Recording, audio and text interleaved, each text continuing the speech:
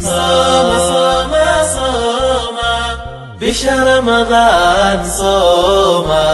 صوم صوم صوم caawi walaalka qiso gaaban nin ayaa u soo galay timajare isagoo wata wiil yar markaasuu yidhi timajarow wiilkan yar degdeg ugu xiir timaha timajarihii ayaa yidhi isug 5 daqiiqo ninkii ayaa ku yidhi ku sugi kari maaye lacagtii waa taasi wixii oo aan kugu soo noqdo dabadeed ninkii ayaa tagay timajarihii markuu wiilkii yaraa u dhameeyay xiiradii ayuu ku yidhi aabbahaa wuu raagay kii yaraa ayaa yidhi aabbahay muu ahayn timajarihii ayaa weydiiyey oo hadda muxuu ku ahaa ma adeer mise abti kii yaraa ayaa yidhi waxba iima ahayn ee wuxuu igu arkay anigoo dariiqa maraya timuhuna igu dheeraadeen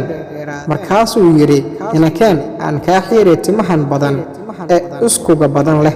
qisadani waxa ayna baraysaa inaynu dadka caawinno ona samafalno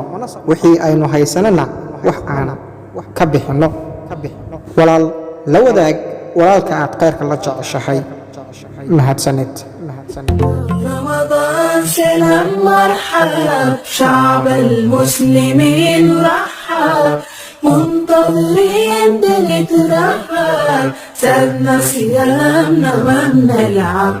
مرحب بك في كل دار فرحانين صغار وكبار نتآلف نزور كل جار